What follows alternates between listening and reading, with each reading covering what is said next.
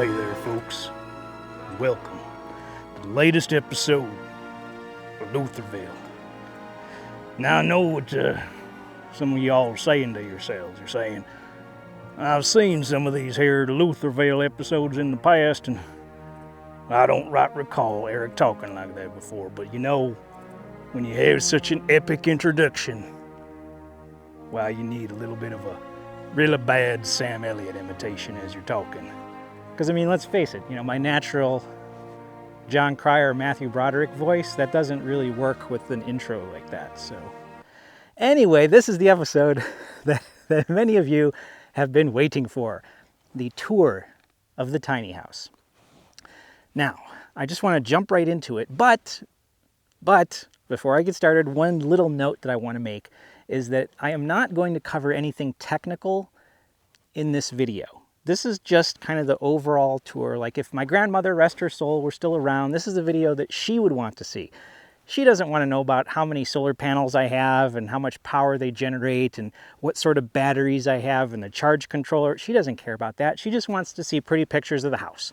So that's what this video is. It's just pretty pictures of the house and a little general kind of tour. So let's begin, shall we? The creation of Luthorville is truly the culmination of a lifelong dream. You see, ever since I was a child, I would always tell friends and family that I wished I could own a vast amount of land and build a tiny little cabin on it. Now, while most people, they dream of huge mansions or castles, that was never what I wanted. Big houses, fancy cars, none of those things ever appealed to me. I always knew if I ever became wealthy, I'd invest everything I had in land. Raw, pristine, untouched wilderness. That was what I dreamed about. Instead of a mansion, I'd rather own and preserve a raw and natural landscape. Let my home be something tiny and humble, minimalist, only the essentials. I never imagined that kind of dream could come true. Land is expensive, and I have never been wealthy. My dream of owning vast acreage with a small home was part of my if I hit the lottery fantasies. I never imagined it could be real. And now, here it is. My lifelong dream come true. I own a huge parcel of desert land and have a tiny house. Almost every dream in my life has come true. Writing novels, moving to California, becoming a hang glider pilot, working for Walt Disney. Now I just need to become an astronaut and marry Charlotte McKinney, and I will have accomplished everything. But I digress. Tell you what, let's take a look at the outside of the house. Looking down the passenger side, we can see the porch. And what I really wanted to achieve with having the wooden porch and the kind of metal siding on the rest of the house was I really wanted this kind of combination of this rustic looking cabin and something that was a little bit more industrial and technological. And then we can also see the ramp is in the downward position. That makes it a little bit easier to get on and off the porch, and it's also the way that the motorcycle gets put onto the house and taken off of the house. And the whole outside is, I don't know, the look of it is definitely very different from traditional tiny houses. Most tiny houses tend to be mostly wood. They all tend to have that rustic cabin look.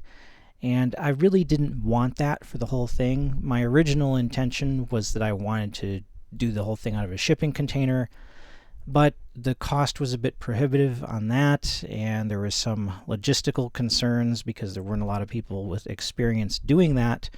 So I basically went with a traditional wooden home with a wooden structure, but I had the metal cladding put over it.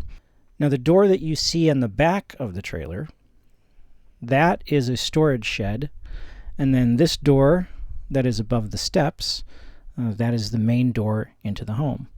And the other thing I like about this design is the fact that when you're on the porch, you're surrounded by wood, so it does feel like a wooden cabin.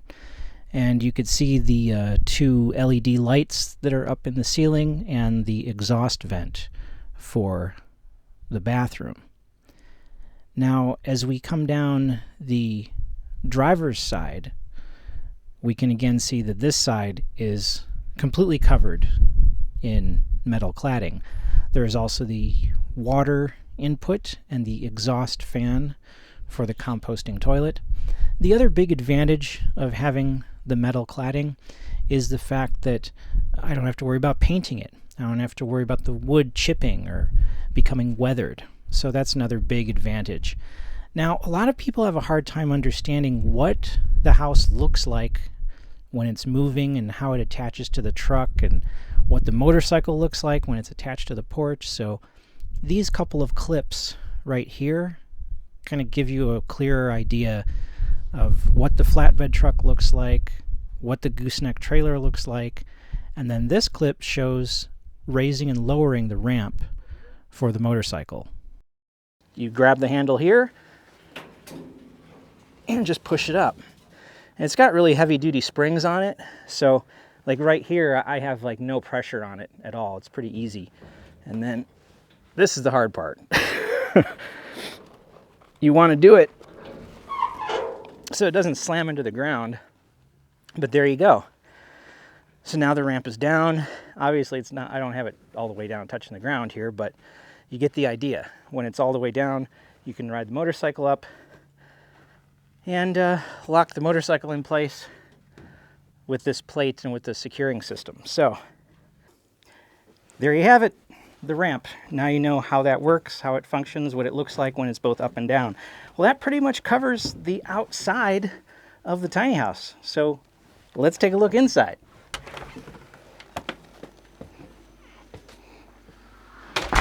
All right, so this is looking out off my front porch. This is looking out the door, and as you can see here, we pull back and there is the actual speakeasy on the door. So yeah, a lot of people think that the speakeasy is fake, but as you can see, it isn't. So speakeasy is real, really does work. And I always say that the thing that I really like about my tiny house is the fact that I can actually give people a tour of the entire place from the doorway. So as we turn around here and we see, we can look into the tiny house, and there we go. There's the entire thing.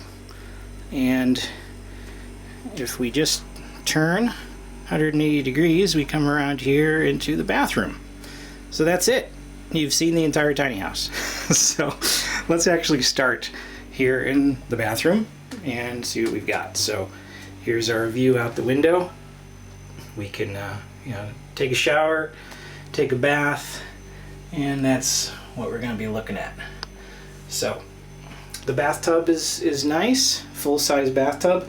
I actually don't need a shower curtain or anything because I have found that there is so much distance between the edge of the tub and the shower head back there that I don't really need to worry about it. It doesn't splash all the way up to the front. So we've also got a light right there over the tub, and then if we pan up around this way, you can see there's the other light on the ceiling. And here is the medicine cabinet. That was actually something that I had to install separately. The sink was already here, and the composting toilet was also already in the tiny house when I purchased it. And here we can open it up and show you what the inside looks like. As you can see, it's nice and clean and sanitary. It's not weird and gross like a lot of people think composting toilets might be. Right there is my angle freezer, and that works pretty well. Keeps things at a nice cool temperature. I think I'm running at 0 degrees right now. And right here we have the kitchen and the kitchen sink. And one of the things that I really like about my kitchen sink cabinetry right there, you can see these little lion heads. I actually got those from a cabinet that I had in the bedroom that I grew up in. And my grandfather and I built that cabinet, and we put those little lion heads on there, so I got to keep those. So it's a nice reminder of my childhood, and you can see there's my view out my kitchen window. And there's just a little cistern for the water. You know, standard kitchen sink, nothing too fancy there. Right here is my induction countertop, stovetop thing, and there's my cast iron skillet that I can cook with. And of course there's a blender, and we've got towel dispenser, and up here we have a little oven. You can see my reflection in there. Let's get out of the way. We can see a little toaster oven there.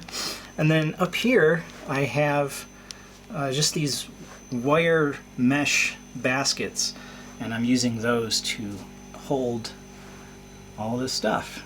And then right below that, this right here is the angle refrigerator.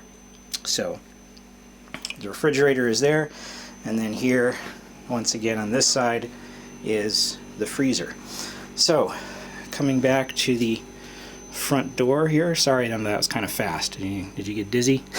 So we're back here in the corner at the front door. We're standing in the doorway of the bathroom. So as you can see right there, there's a coat rack that I put up that has a bunch of hats and coats. There's the other surround sound speaker. There's a little thing for my keys, and we got our shoes are right down here at the front door, and then a weight set and just a runner carpet. Here, of course, a bunch of bookshelves, and this is, I guess you'd call this the living room on the opposite side of the kitchen.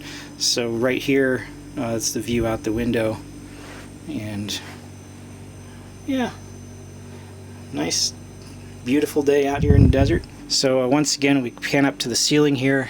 We can see some of the light fixtures, all LED lights in the ceiling. There's one right there and one right there. And then, like I said, this whole side here is just cabinets, kind of bookshelves, storing stuff in there. And there I have these 4 crates. That's just kind of stuff that I didn't know what to do with when I was unpacking. I really had nowhere else to put it. Right here I have just another little clothes hanger, little coat rack, and that's where I keep, as you can see, like a motorcycle jacket and like a winter jacket and that sort of thing. And we come back here, and right there is a computer. There's a bench. It's a little shoe bench that slides out, and I basically use this for sitting down at the computer, so it also doubles as a shoe bench. Right there is the mini split, which provides all the heating and cooling. Next to that mini split, this black thing right up here, this is the booster antenna for my internet, but I actually get a good signal right now, so I don't have the booster turned on. Down here we have the clothes hamper. I've got the phone on it, and I have a few things charging right now because I was shooting a lot of video. So a lot of things are charging. And then of course here is the bed. Unfortunately, I had to go back to a twin because a queen, while a queen does fit, unfortunately I end up losing a lot of storage space. So right here you can see this is the rest of the bedroom area, and I have the monitor up on the wall, and computer is hooked up to that along with the Blu-ray player, and I've also got a bunch of storage as well. And then here is another window we can see looking out at that's the foot of the bed. And then if we come back this way, we can see the head of the bed. So that is my view out of my bedroom window. So there we go. Gosh, it's hot. Do you know what that quote's from, by the way? Huh? Do you know that? Recognize? Remember that one? Gosh, it's hot. It's from old Bugs Bunny cartoons. Remember the abominable snowman was like sweating? Gosh, it's hot. And now I'll never, gosh, it's hot, never see my bunny rabbit again. Yeah. It's well over 100 degrees, and it's been over 100 for almost 2 weeks out here in the desert. So it's, you know, when it's this hot out, you start to go crazy. You know, just a little bit, just slightly. What's the word? Loco. Yeah, that's right. You're going loco, and you say to yourself, Giuseppe, it is really freaking hot. And then you remember, you say, whoa, wait, my name is not Giuseppe, but it's so hot I forgot my own name. And now I sound like Father Guido Sarducci for some reason. The accents, they just go all over the place. There's no consistency. Thank you so much for watching this episode of Luthorville. And if you do want to see more technical things on a tiny house, I do plan on making a video like that that's going to cover all the technical stuff of equipment and whatnot. But as I said in the beginning, this is just a simple kind of video. So if your ambitions don't scare you, they're not big enough, and if you faint from the heat, it's because it's really freaking hot. And I don't know, there's probably other advice I can give you, but I'm just gonna wander off in the distance and need some lemonade. That's what I need. I haven't had lemonade in a long time.